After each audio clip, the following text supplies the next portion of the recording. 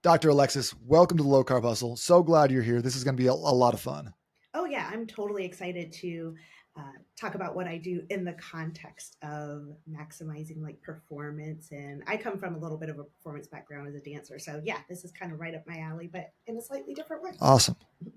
Yeah. So, can you just tell us a little about like who you are and what you do, and kind of what got you into looking at food allergies in general? I've been looking to talk to someone about food allergies because I know this is a big thing and it can impact people's health in a lot of kind of unseen ways. But how did you get here?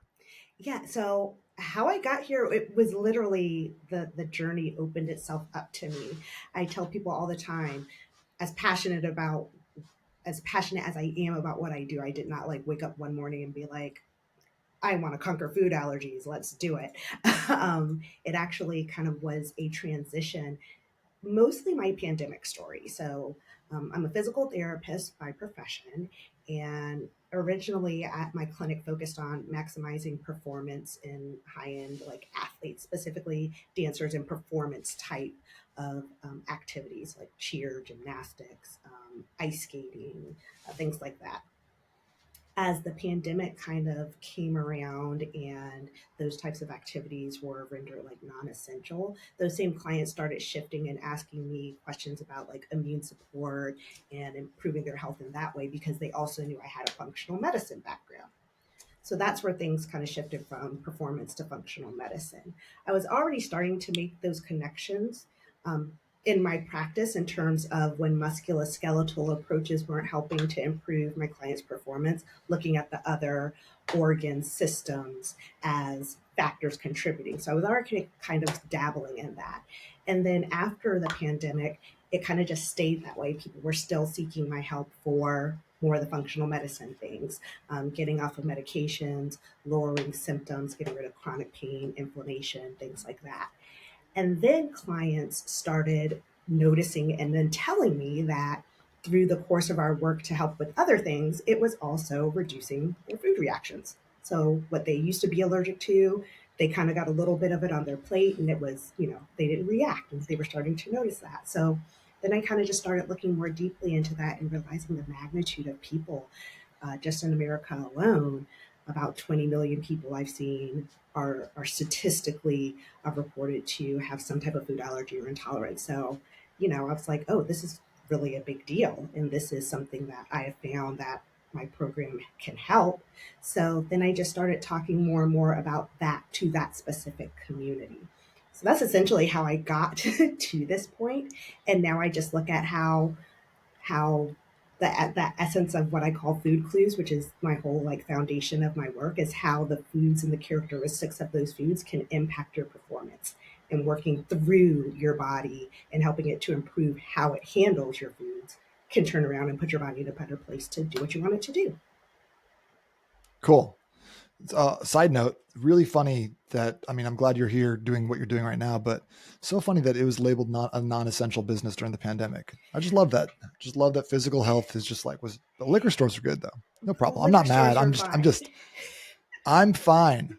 I'm not jaded or upset at all. And I don't believe, like that we have, you know, That's a lasers in whole Antarctica. that is a whole different TED Talk, friend, that we can talk. That's Yeah. a whole different conversation.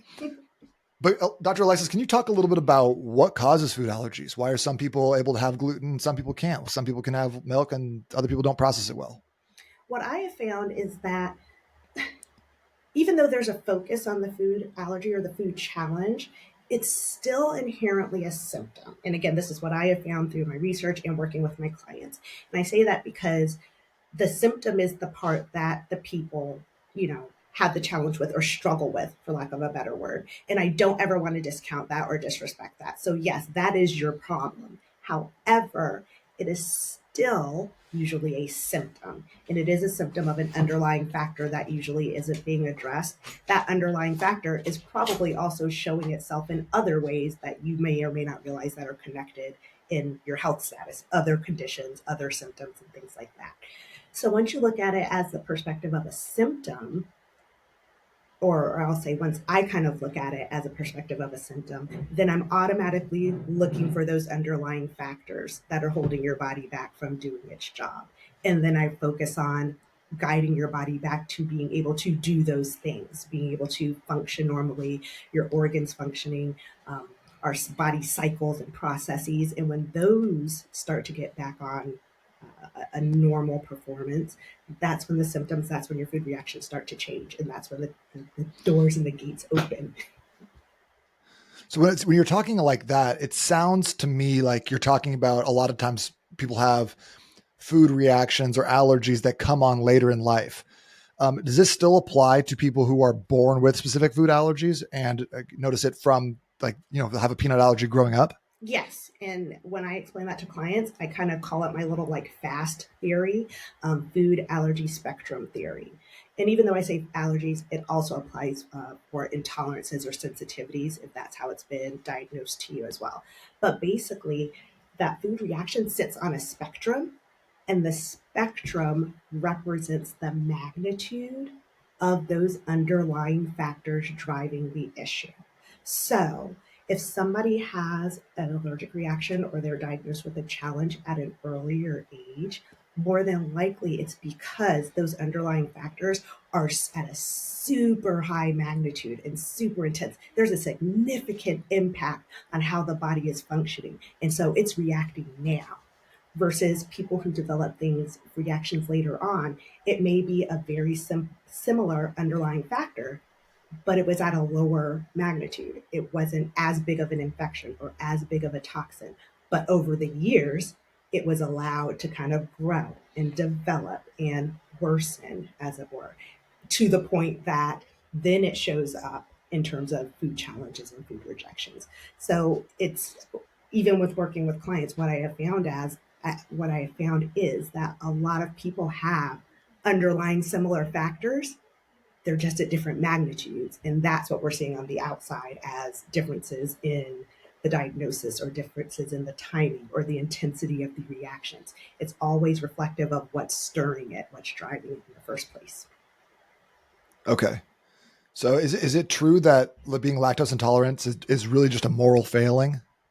A I'm just moral kidding. feeling.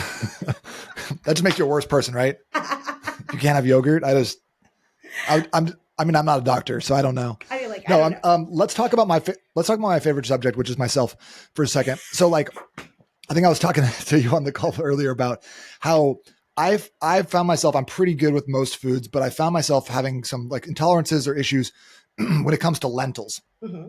And which is a bummer for me because when I was traveling in South America with my wife for a year, we ate lentils like all the time. And so sometimes it would just be you're just going to have a bad 3 days now, which is like, that's all we could get. But I found that like if I had lentils that were like cleaned and rinsed and stuff beforehand, I was no problems. But when like a lot of times I would just get whatever lentils were available at like the outside stand that was been in a pot that's been boiling all day. And that would cause me some issues. Can we talk a little bit about that and like potentially, can you diagnose me live right now? I'm putting you on the spot. I know. You are putting me on the spot. I can start giving you some perspectives and I can give you kind of like the start of how I would start working with somebody based on that information. So I can definitely give you some good starting points. That's such a PC answer. I love it. Go ahead. So, side note, I'm gonna. I wish you would have been like, I'm gonna fix your issues right now. You're gonna leave this. You're gonna be 100% better. oh, that's going to set me up No, but go on. great, Nate. Side note, my husband is Colombian, so we live in a very lentil friendly and heavy lentil household as well. So I feel you on that. Um, so the biggest clue, so in my concept of food clues, I very concisely say every food you avoid is a clue to your health. So whether you're avoiding it because you have a diagnosis of like an allergy or an intolerance, or you're avoiding it because it just doesn't sit right with you, you have a texture thing, which is super valid, or Ooh, you're interesting. yeah, you self-select for whatever reason. You might not be able to completely like describe the reason, but you just don't like something. All of those are clues as into what's going on in your body, and therefore maybe some areas that may need some help or care. So the food clue that popped up based on what you said is that you do better with your lentils when they're washed or cooked down versus if they're a little bit more in like their raw state. That likely may go to um, the fact that the cooking process breaks down certain proteins or certain starches within the bean itself. So it's like that process cuts the corner, and it may be that the issue, even though you're a lovely person, Nate, I adore you, but it may be that the issue has to do with digestion of certain proteins by your small or large intestine. And that's the difference. Okay. If that's not taken into account before you ingest it, your body struggles with it. When it's taken into account, when it's already pre-broken down, you have less of a challenge with it. So there's the first clue. You're telling me that there's a breakdown, there's a digestion type issue going on. Because when you change the state of the food, you tolerate it better. Now, where would I go next? I would try to cross reference the lentils with maybe other beans. So, like you said, we talked a little bit before uh, this episode, and you kind of hinted at other beans don't necessarily bother you, but lentils specifically do. So, the next thing that I would do is maybe ask you what your favorite type of bean is if you had one. And I would cross reference the different types of starches and protein between that bean that you like and the lentils. And that might help me narrow down maybe the protein that you're struggling with. And then, kind of like my functional medicine background, would look at what are the mechanisms in the intestines, the liver, the digestive system that would be responsible for managing and breaking down that protein. And then I kind I of really go like a from refried bean. Like I don't know what tree that grows on, but it's got a lot of cheese on it. I don't know if you've seen these well, in nature. funny story. So refried beans are like really broken down. They're literally like broken Right. down, smashed up, and they're cooked down a lot. So kind of like the same thing. But that's in essence what the concept of food clues does. I get Gotcha. characteristics Okay. of either the food itself or the processing of the food, and that helps me to narrow down where your body is struggling. Cool. I'm going to tell you one more thing because I'm interested to hear what you think. And then B, I also want to put my parents on blast a little bit, but I don't like zucchini. Mm-hmm. Um, and so the reason I don't like zucchini is that when I was growing up, I was like 8 or 9. My parents had the similar rule I think a lot of people did, which is like you finish all the food on your plate. So they boiled their zucchini because they were like, here's something gross for you. So they gave me the zucchini boiled. It's horrible, right? So I'm not going to eat it. I'm 8. And so I don't eat it. And they're like, well, if you don't eat it now, you're going to eat it for breakfast. And so they took the plate away, put it in the fridge, and then gave me cold, slimy, gross zucchini for breakfast. And guess what? Guess who didn't eat their zucchini that meal either? And so I didn't have it for lunch. I didn't have it for dinner. So tell me, what's wrong with me? So that one's a little bit trickier. But if I You don't need to get into my family history. It's all if I right. legitimately had to guess, like, and I've had clients say similar things, that actually might fall under the category of the texture thing, the sliminess of it. Even when, like, the first night when it's cooked, that slimy texture mixed with like the skin is a little rubbery sometimes depending on how it's cooked. Mm-hmm. Those all give signals into what your body may be capable or incapable of breaking down. The sliminess actually, I have found, corresponds to mucus layering, or mucus layers, which have to do with our immune system and also our ability to handle certain acids and things in our diet. People who reject slimy or kind of mucusy type foods, okra really gets on people's nerves and stuff like that. A lot of Mm-hmm. times it's tied to something happening or going on with mucosal layers. So that's Oh, the food. interesting. Yeah, that's Yeah. the food clue that kind of like pops up to me, and then I kind of cross reference it with other symptoms or other conditions to see if with more confidence if that's really the issue, and then I guide their body to help resolve it. And then we just layer on some childhood trauma. Like that's just like you can just incorporate that. That's perfect. Yeah, that's another layer that sometimes we have to have a conversation about, but yeah, another time for another time.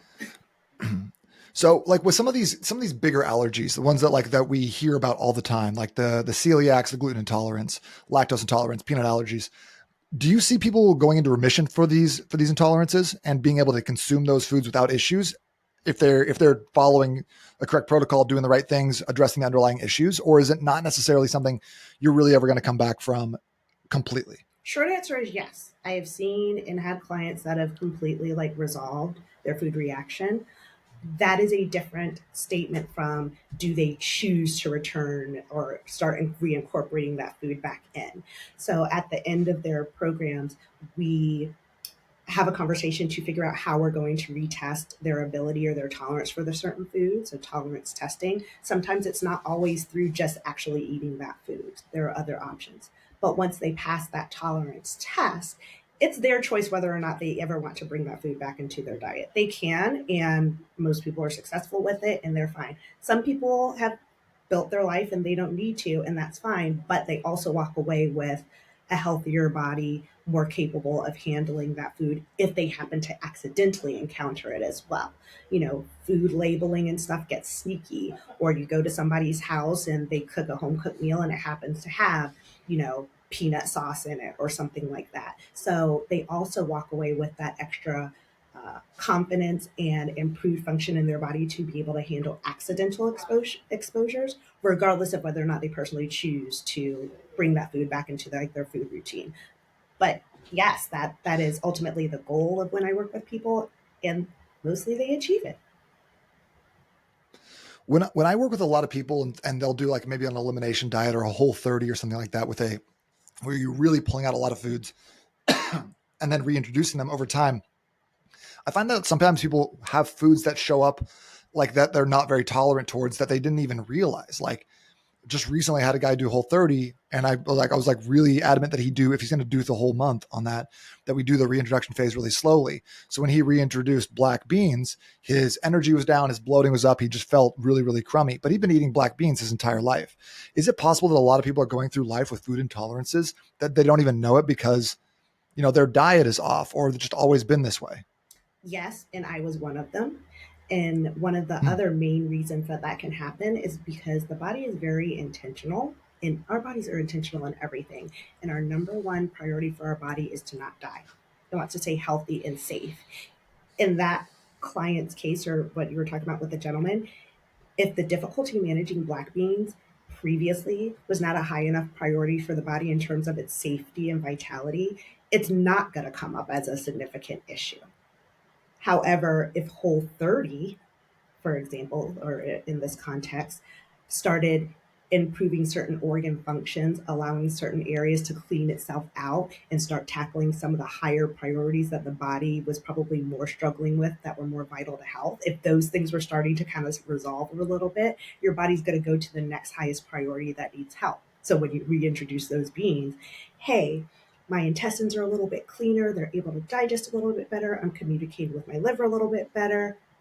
Okay, that's great.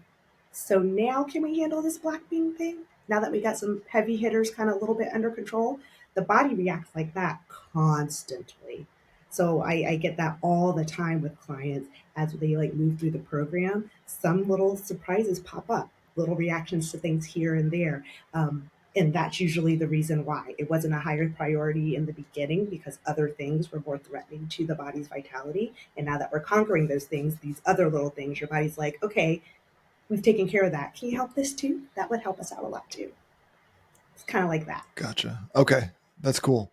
Can you walk me through a time when you were able to help a client come back from a food allergy and like what the process looked like? Can you just give me an example of someone you worked with successfully? Sure.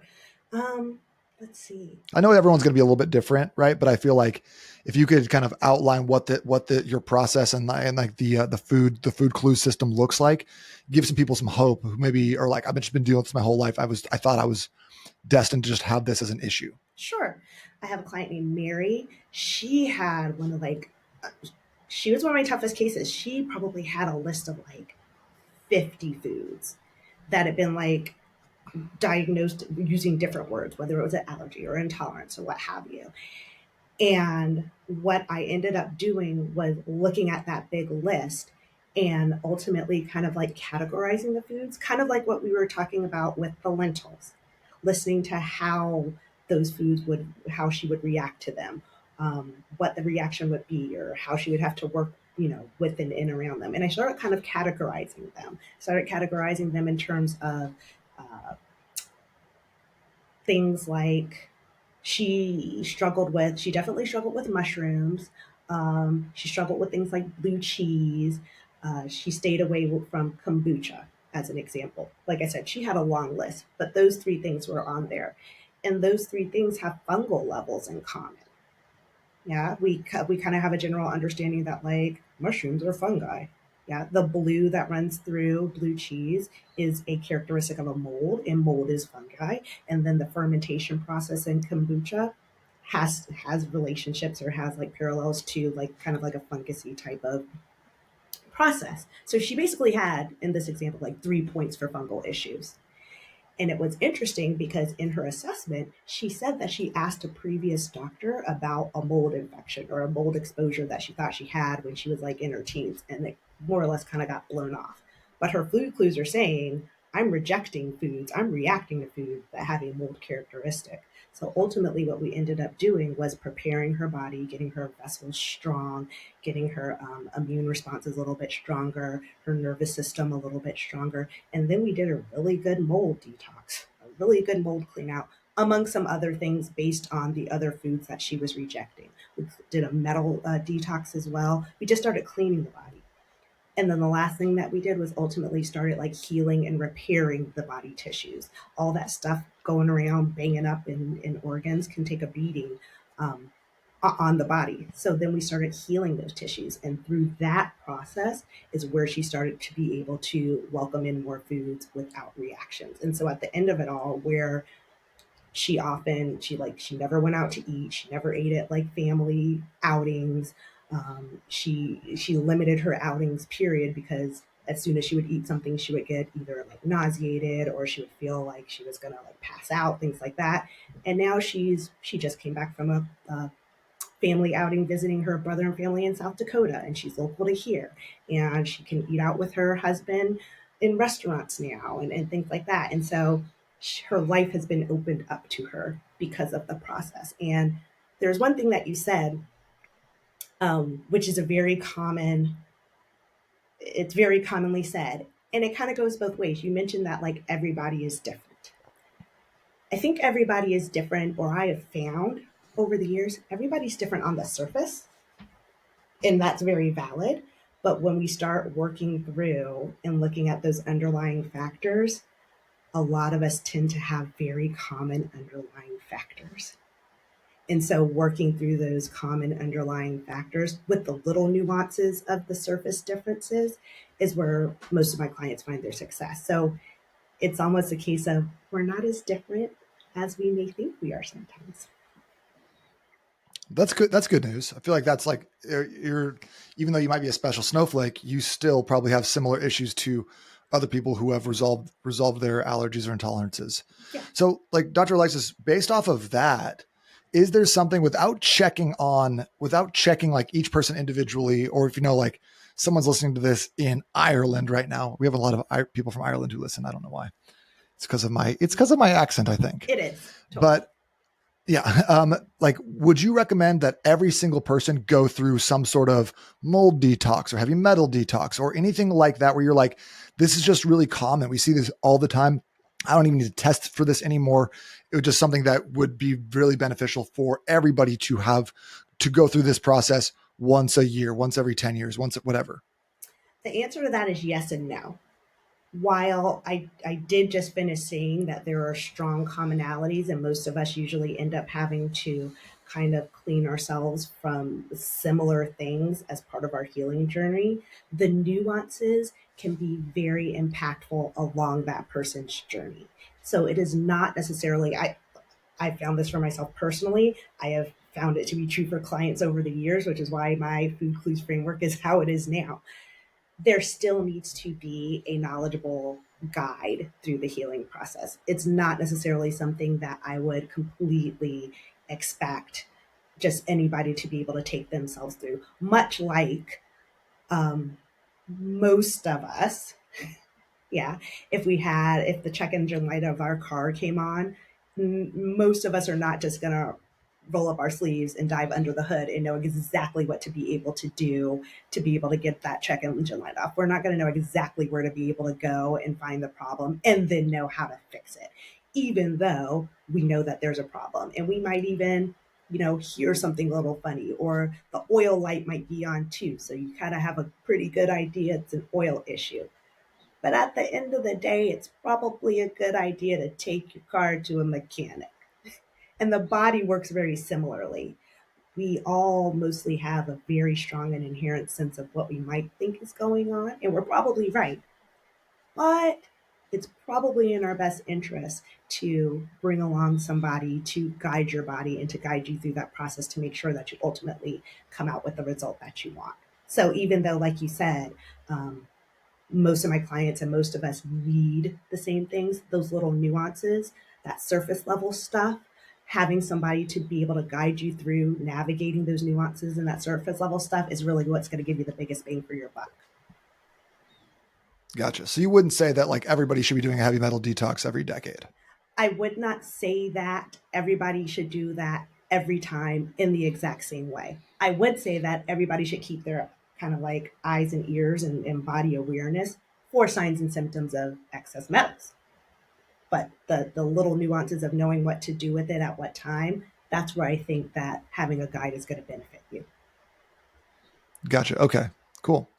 And so you actually have a quiz where you can kind of like take a kind of like get some throw something out there and get some feedback from you on like what could potentially be going on, right? Yeah, I put a lot of work into this quiz, and I love it because when I talk to people, there's so many questions. People are very interested, and they kind of know like they want to know like, well, where can I start today? Like, what can you tell me today, or what about my food clues? You know, I want to know. And so I created the quiz to give people like their first kind of most likely dominant food clue that might be holding back their progress. So, you, as a personal trainer, works with a lot of fitness people. So, there may be a food clue that is holding back um, muscle performance and their ability to like gain muscle because we know that comes from proteins, which are made of amino acids. But if we have an amino acid or an acid breakdown or an acid management issue, one of the backdoor ways the body might be protecting ourselves is by reducing building muscle tissue. Because if building muscle tissue inherently could be increasing an acid load. Um, Working out we know that lactic acid builds up when we work out sometimes. If our body is struggling with eliminating and breaking down acids, sometimes the backdoor way to protect ourselves is some type of pain or some type of discomfort or difficulty with working out because our body is literally putting the brakes on trying to develop too much acid and get acid buildup. So the quiz is my way to give somebody kind of like that first clue, that first step that they can start taking to getting some insight as to what might be holding their body back. So when you take it, you immediately get like your first food clue and an explanation of what it is and some potential things that could be driving it. Cool. So that's at myfoodclues.com/quiz. I'll put that in that link in the show notes, but that could be a good place to start if you're dealing with any of this sort of intolerances or just don't know what's going on. Check in there and then you get your first food clue and start working through some of the issues you've been dealing with under the surface that are kind of manifesting as these allergies. Start figuring it out. Yes. Cool. Dr. Alexis, what's one thing you wish people knew about food allergies and intolerances that you feel like is commonly misunderstood? The biggest thing is that it's a dead end. Like you're just stuck with them, and there's like nothing that you can do other than just avoid those foods for the rest of your life in every way, shape, or form, which inherently can start limiting your life. It starts limiting where you go, who you associate with, what you can do, jobs, relationships. Like it can start like making your world smaller. And the more and more I work with clients, the more and more I learn about the details of how the body works. I just I become more and more confident believing that that could not be further from the truth. In the sense that finding those underlying factors and working through those underlying factors that are holding your body back, showing up as food rejections or food reactions, working through those are really the key. And I think that that's what people don't know. And I think, especially kind of in our American system of healthcare, that's what's missing. We're being offered more like a workaround to just get our bodies to tolerate what we want to ingest without necessarily asking the question of why we aren't tolerating in the first place and what can our bodies do to become more tolerant in a natural sense. Slap some more Tums on it. Should be okay. Exactly. slept. Oh my gosh. Can I tell you a quick story? Do I have a second I to love tell a that. quick story? Because you said Tums. Peanut allergies. Mhm. Long story short, in working with my peanut allergy clients and in my research over the years, there I found that one of the strong food clues, one of them with peanut allergies, is difficulty breaking down and reducing acids in the body. Because peanuts are high in protein, which are amino acids. They're also high in like cholesterol, which is fatty acids. Good, healthy cholesterols, but cholesterol nonetheless. So there's two types of acids that come in peanuts. And part of a lot of people's food reactions has to do with dealing with breaking down those two different types of acids. I was telling this to a client of mine. I actually used to work with her in the dance context, but she had a food allergy. She had a peanut allergy. So I was talking to her and her mom, and I was telling them about this. It might be related to an acid elimination issue or an acid management issue might be driving the peanut reaction. And her mom and her, they were like, "Oh, that's really interesting. That, kind of makes sense." But you could kind of hear the skepticism. And this is on my website. The mom messaged me maybe like 2 days later. And she said that her daughter ate a cookie with a peanut butter chip in it. And she immediately started getting her anaphylactic symptoms. Her lips swelled up, she could feel her throat closing up, stuff like that. The mother has another daughter, a second older daughter, who was visiting. And that second daughter is a nurse, and she worked in an ER. And the second daughter said, give her Tums. Because in the ER, when somebody's having an anaphylactic response, that's one of the things we give them a medication that's similar to Tums to start immediately calming down the reaction. And the mom messaged me this whole story, and she was like, I thought that was really interesting because you were just talking to me the other day about how acid might be a driver for peanut allergy. And so just the fact that that was that daughter's reaction, the fact that there are instances currently in our medical community of understanding this reaction, but or relationship, but how often are we talking about managing acid levels or looking at how acids are handled in the body as an effective treatment for peanut allergies?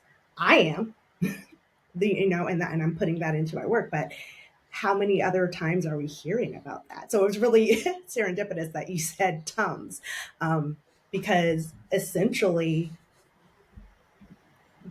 it sounds like that is something that might actually be kind of happening, and it may be like in an emergent state, and it may be coming from a good place. I think always in the medical community, no matter who it is, the intentions are always good. However, having that information and not taking the next steps to be a little bit more proactive about treatment instead of reactive, that is a conversation that I wish could be happening more. And that's what I'm passionate about. And that's the essence of my work, being a little bit more proactive in the treatment and the healing process.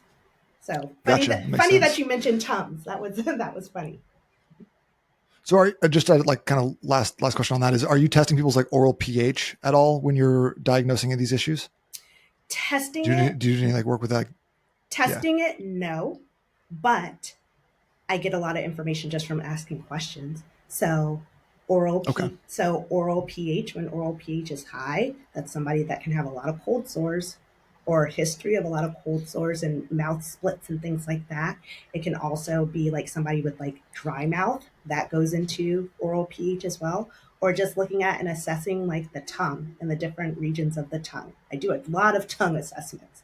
So Okay. Interesting. the clues are all there. Actually, my first book was talking about food clues and breaking down the information about foods and stuff. My second book that's about to come out is called Body Clues, where I tackle 50 different symptoms and what they can mean. So to answer your question, yeah, it's something that I assess and look at, but it's not necessarily by the same type of testing that might traditionally happen.